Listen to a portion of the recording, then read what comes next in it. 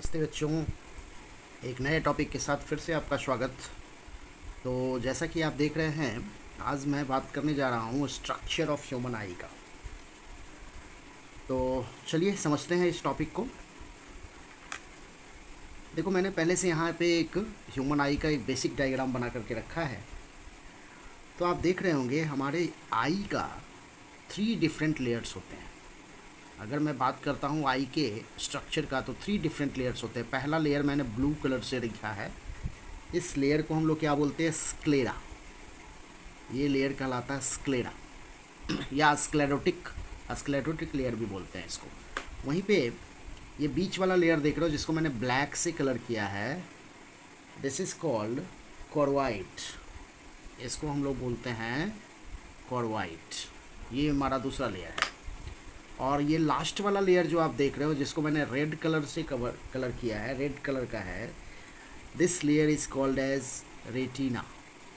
This layer is called as retina.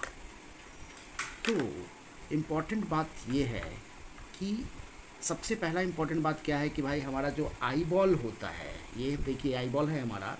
ये eye ball जो है वो कहाँ पे होता है, बॉडी के किस पार्ट में होता है? तो देखो, ये हमारे स्कल के एक कैविटी के अंदर होता है। लोकेशन मैं बता रहा हूँ। लोकेशन क्या है? Cavity of skull. स्कल के एक कैविटी के अंदर होता है, and this cavity is called as orbit. इसको हम लोग बोलते हैं ऑर्बिट, ठीक है ना? ऑर्बिट के पास, ऑर्बिट के अंदर होता है। लोकेशन के बाद हम इसके आई बॉल जो आप देख रहे हो, आई बॉल के साइज़ की बात कर रहे हैं। Size of eye ball, size of eye ball की बात मैं कर रहा हूँ।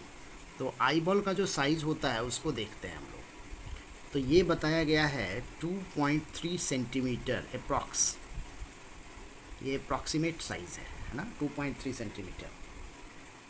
जनरली अगर आप देखिएगा तो ऐसा बोला जाता है कि ये वेरी करता है 21 mm से लेकर के 27 mm तक। ये एक रेंज है ना। रेंज ऑफ आई बॉल जो है ना वो लगभग है 21 mm से 27 mm तक। इसको हम कह सकते हैं कि ये ट्रांसवर्स डायमीटर है। ये क्या है? Transverse diameter. ये ट्रांसवर्स डायमीटर है, ठीक। अब आगे की बात करते हैं हम लोग। जैसा मैंने बताया, आज हम लोग बात करने जा रहे हैं इस वीडियो में स्ट्रक्चर के बारे में। तो पहला पॉइंट मैंने बताया कि आउटर लेयर स्क्लेरा है, मिडिल लेयर कॉर्वाइड है और इनर लेयर रेटिना है। तो सबसे पहले हम लोग बात कर रहे हैं स्क्लेरा के बारे में। हम लोग बात कर रहे हैं स्क्लेरा के बारे में। ये क्या है? आउटर मोस्ट लेयर है। ये है आउटर मोस्ट लेयर। पहली बात हो गई। दूसरा इम्पॉर्टेंट बात ये है कि ये ट्रांसपेरेंट होता है। ट्रांसपेरेंट टाइप का होता है। क्यों ऐसा होता है? Because there are no any blood vessels and pigments are present. No blood vessels and no pigment. कोई ब्लड वेसल और कोई पिगमेंट इसके अंदर नहीं होता। यही वजह है, चूँकि इसका ब्लड वेसल्स नहीं होता, तो आपने नाम सुना होगा ट्रांसप्लांटेशन ऑफ आई। ट्रांसप्लांटेशन में एक्चुअली में इसी एरिया का ट्रांसप्लांटेशन किया जाता है। मतलब क्या? ये देखो, पहले तो मैं ये बता दूँ, ये आगे बढ़ करके क्या बना रहा है? This is cornea. देखो, ये कॉर्निया का फॉर्मेशन करता है। अगर इंटीरियर पार्ट देखें तो कॉर्निया कवर करता है। पीछे जो आप देख रहे हो ये स्क्लेरा है, ये स्क्लेराइड है। तो मैं ये लिख दूँ, इट फॉर्म्स कॉर्निया। ये कॉर्निया बनाता है। और आपको पता है कॉर्निया हमारे आई का जो विजिबल एरिया है, विजिबल एरिया का जो आई का जो पार्ट है उसका ये क्या है? फ्रंट, सबसे आगे वाला हिस्सा है, कॉर्निया बनाता है। और मैंने अभी बताया कि चूँकि इसमें ब्लड वेसल्स वगैरह नहीं पाए जाते, नर्व्स वगैरह अवेलेबल नहीं होते, इसीलिए इसका ट्रांसप्लांटेशन होता है। मैं ये लिख देता हूँ, this part is used in transplantation. ये पार्ट जो है ना वो ट्रांसप्लांटेशन में यूज़ होता है ना।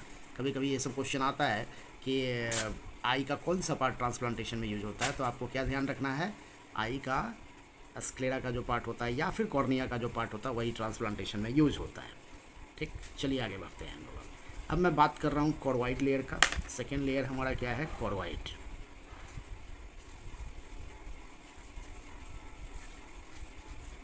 ये हमारा, ये क्या था, आउटर और लिखा हुआ है। ये मेरा क्या है, मिडिल लेयर है। This one is middle layer, ये हमारा मिडिल लेयर है, ठीक ना। तो मिडिल लेयर जो आप देख रहे हो ये क्या है, कोरवाइट। अब कोरवाइट जो होता है इसके बारे में एक इम्पॉर्टेंट बात ये है, जहाँ ये ट्रांसपेरेंट होता था वहीं पे ये क्या होता है, पिगमेंटेड होता है। ये पिगमेंटेड होता है और कैरी ब्लड वेसल्स, इसमें ब्लड वेसल्स पाए जाते हैं, ठीक। यही पार्ट जो आप देख रहे हो ना, यही पार्ट आपको आगे चल कर के सिलियरी बॉडी बनाता है और साथ में बनाता है क्या, आइरिस। ये वाला हिस्सा जो आप देख रहे हो, दिस वन इज आइरिस, यही आइरिस बनाता है, सिलियरी बॉडी एंड आइरिस।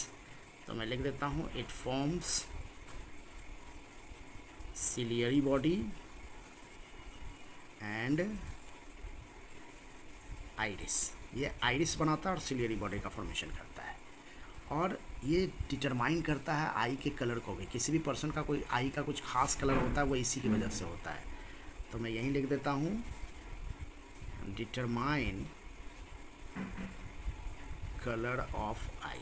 ये आई के कलर को भी डिटरमाइन करता है, ठीक है। अब देखिए तो ये हमारा हो गया क्या, आइरिस।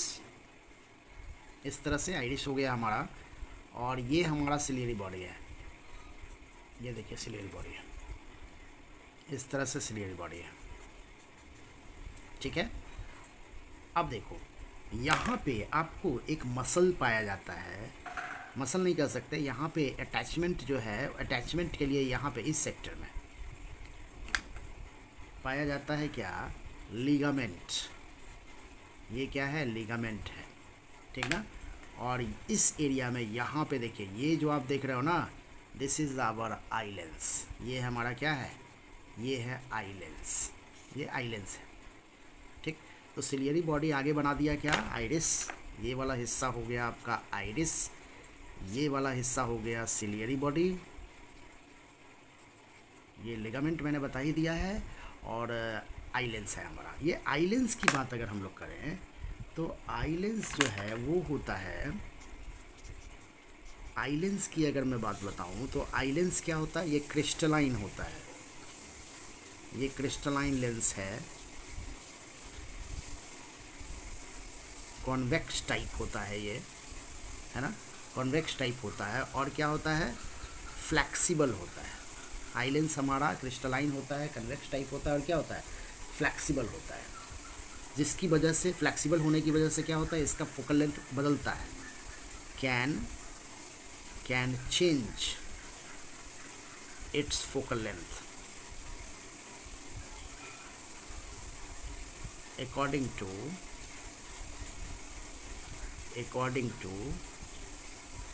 विज़न के हिसाब से, ठीक ना।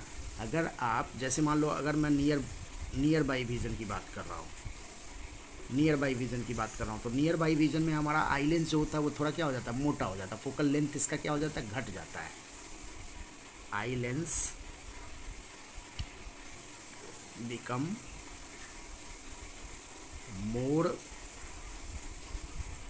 कन्वेक्स, ज़्यादा कन्वेक्स हो जाता है। हम ये भी कर सकते हैं कि फोकल लेंथ डिक्रीज़ कर जाता है, फोकल लेंथ क्या करता है, डिक्रीज़ कर जाता है। वहीं पे अगर मैं बात करता हूँ डिस्टेंट विज़न का, तो डिस्टेंट विज़न में हमारा जो आई लेंस देख रहे हो वो क्या हो जाता है, थिनर हो जाता है। आई लेंस बिकम थिनर, थोड़ा पतला हो जाता है, ठीक। और फोकल लेंथ क्या हो जाएगा, फोकल लेंथ इंक्रीज़ कर जाएगा, फोकल लेंथ जो होगा वो क्या हो जाएगा, इंक्रीज़ कर जाएगा। ये ध्यान में रखना है, ठीक है। तो ये हमारा हो गया आई लेंस के बारे में। अब यहीं पे हम लोग बात कर लेते हैं इस एरिया का। ये जो आप एरिया देख रहे हो ना, इस एरिया का बात कर रहे हैं। तो ये वाला जो एरिया है, इस एरिया को हम लोग क्या बोलते हैं, pupil. This area is called as what, प्यूपिल।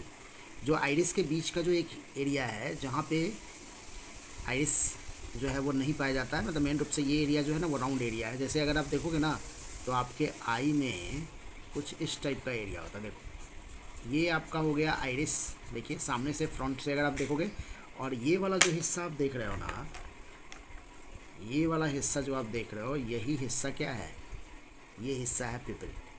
ये हिस्सा आपका क्या है, पिपिल। ये अगर आप फ्रंट से किसी का आई देखोगे तो कुछ ऐसा लगेगा। ये इसका कलर कैसा होता है, ब्लैक होता है। ये ब्लैक कलर का आपको नज़र आता है। ऐसा क्यों है, ब्लैक कलर का नज़र क्यों आता है, क्योंकि ये लाइट को रिफ्लेक्ट नहीं करता। There are no any reflection take place from this area, no reflection. तो जब रिफ्लेक्शन नहीं होता है, लाइट जो है वो सीधे कहाँ चला जाता है, लेंस के ऊपर चला जाता है। तो लेंस के ऊपर जाएगा तो रिफ्लेक्शन तो हो नहीं रहा है, इसलिए ये एरिया ब्लैक नज़र आता है आपको। ठीक, तो ये हो गया पिपिल। अब देखो पिपिल जो है, पिपिल का जो साइज है, पिपिल का जो डायमीटर है, उसको डिटरमाइन कौन करता है, आइरिस। डायमीटर डिटरमाइंड बाय कह सकते हैं contraction and relaxation of iris. ये आइरिस के कॉन्ट्रैक्शन और रिलैक्सेशन से रेगुलेटेड होता है। ठीक ना, क्यों, पर्पस क्या है, पर्पस क्या है, आखिर क्यों इसका रेगुलेशन होता है। तो पर्पस क्या है, control the amount of light over lens. ये लेंस के ऊपर लाइट के अमाउंट को कंट्रोल करता है, पर्पस यही है इसका, जिससे कि इमेज जो है वो प्रॉपर वे में बने। ठीक है ना, तो ये हम लोग समझ गए कि भाई पिपिल जो है उसका क्या काम है, वो क्या करता है, अमाउंट ऑफ लाइट को रेगुलेट करता है with the help of iris muscular muscle से। अच्छा, आइरिस अगर आपका क्या होगा, ऊपर की तरफ मूव करेगा तो पिपिल का डायमीटर क्या होगा। जैसे देखो एक चीज़ और मैं बता देता हूँ कि अगर लाइट की इंटेंसिटी ज़्यादा है तो आपके पिपिल का साइज़ क्या होगा, छोटा हो जाएगा। हाई इंटेंसिटी ऑफ लाइट, ये क्या करता है, डायमीटर ऑफ पिपिल लेस। पिपिल का डायमीटर क्या होगा, कम होगा। ऐसा क्यों होगा, क्योंकि आइरिस जो है वो क्या है, ऊपर की तरफ मूव किया हुआ है। मतलब आइरिस जो है वो कहीं ना कहीं हम कह सकते हैं कि कॉन्ट्रैक्ट किया हुआ है, कॉन्ट्रैक्ट ऑफ क्या, आइरिस। ठीक ना, और अगर लो इंटेंसिटी की लाइट है, लो इंटेंसिटी ऑफ लाइट है, तो आपका जो पिपिल का साइज होगा वो क्या हो जाएगा, बढ़ जाएगा। मतलब डायमीटर ऑफ पिपिल इंक्रीज किया हुआ रहेगा, बढ़ा हुआ रहेगा। ठीक है ना, ऐसा क्यों होगा, क्योंकि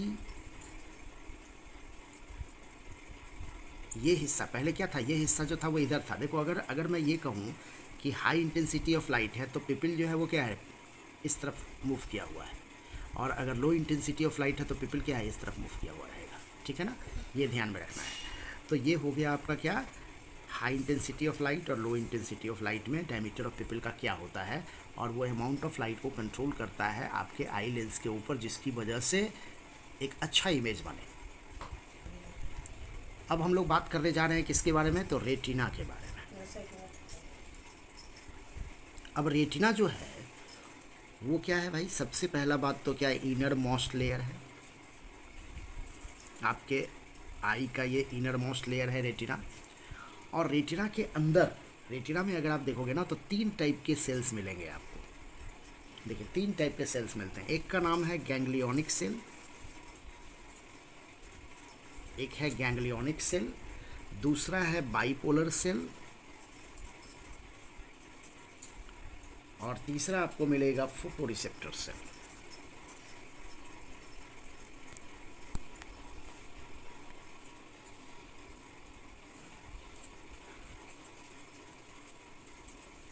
फोटोरिसेप्टर सेल्स, कुछ ऐसे सेल्स मिलते हैं आपको। तो इम्पॉर्टेंट है यहाँ पे फोटोरिसेप्टर सेल। फोटोरिसेप्टर सेल्स में बेसिकली 2 टाइप के चीज़ों से बना हुआ होता है। एक तो हो गया प्रोटीन। प्रोटीन क्या होता है, ये लाइट सेंसिटिव प्रोटीन है। ये प्रोटीन जो होता है वो लाइट सेंसिटिव होता है। और दूसरा क्या मिलता है आपको, दैट इज़ फोटोपिगमेंट। दूसरा होता है फोटोपिगमेंट। ये फोटो रिसेप्टर सेल्स और फोटोपिगमेंट, फोटो रिसेप्टर सेल्स जो होता है उसमें दो चीज़ पाया जाता है, एक प्रोटीन, लाइट सेंसिटिव प्रोटीन होता है, और दूसरा क्या होता है, फोटोपिगमेंट। आगे अगर फोटो रिसेप्टर सेल्स को देखोगे तो दो टाइप के सेल्स अवेलेबल होते हैं इसमें। एक सेल्स का नाम जिसको हम लोग बोलते हैं रॉड सेल, और एक को बोलते हैं क्या, कोन सेल। दो टाइप के सेल्स पाए जाते हैं, rod cell and cone cell. अब इम्पॉर्टेंट बात हमारे पास ये है, तो जैसा मैंने बताया रॉड सेल और cone cell photo receptor cell है। रॉड और कोन सेल में इसमें आपको क्या मिलेगा, प्रोटीन मिलेगा और फोटोपिगमेंट मिलेगा। तो अगर मैं रॉड सेल की बात करूँ तो इसका जो प्रोटीन है, रॉड सेल का जो प्रोटीन है, इसको हम लोग बोलते हैं रोडोप्सिन। रोडोप्सिन, ये रोडोप्सिन क्या है, एक्चुअली में ये विटामिन ए का डेरिवेटिव्स होता है। ये क्या है, derivatives of vitamin A. Vitamin A का डेरिवेटिव्स होता है ये रोडोप्सिन। इसका काम क्या होता है, इसका फंक्शन क्या है भाई रोडोप्सिन का, या फिर रॉड सेल का फंक्शन क्या है। तो रॉड सेल जो होता है वो मेन रूप से रिस्पॉन्सिबल होता है ट्विलाइट विजन के लिए, या फिर इसी को बोलते हैं स्कोटोपिक विजन को। क्या फंक्शन है इसका, ट्विलाइट विजन, या इसी को हम लोग बोलते हैं स्कोटोपिक विजन। स्कोटोपिक विजन के लिए रिस्पॉन्सिबल होता है, ये काम है इसका। वहीं पे अगर आप कोन सेल को देखोगे तो ये रिस्पॉन्सिबल होता है, अगर मैं इसके फंक्शन को बताऊं तो ये रिस्पॉन्सिबल होता है डे लाइट विजन के लिए और कलर्ड विजन के लिए,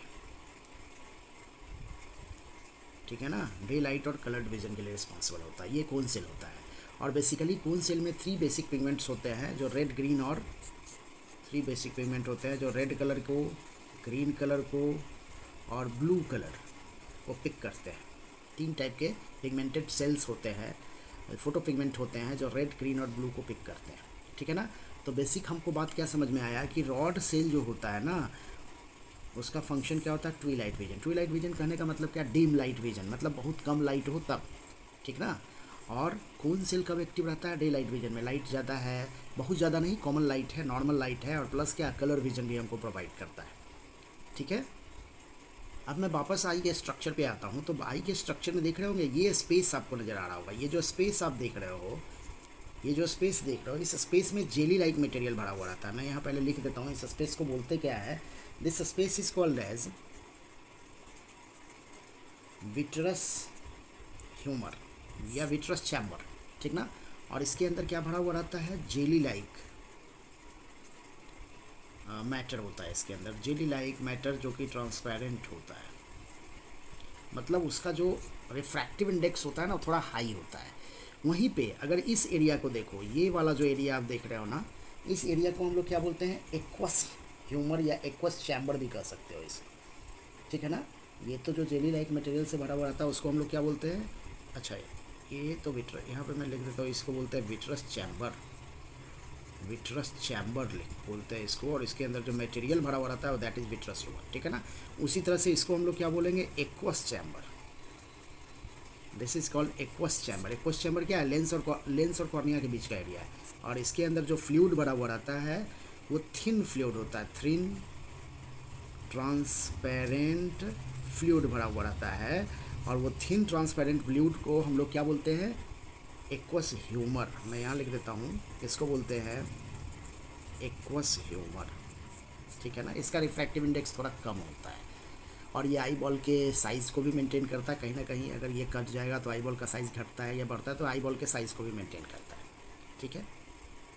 तो इस तरह से हम लोग समझ गए कि आई के अंदर क्या क्या पाया जाता है। अच्छा, एक बात और मैं छोड़ रहा हूँ, ये वाला जो आप एरिया देख रहे हो, मतलब ये जो एरिया जो कि रेटिना के पास एक पर्टिकुलर स्पॉट टाइप का एरिया है, ये एरिया जो आप देख रहे हो, इस एरिया को हम लोग बोलते हैं फोबिया।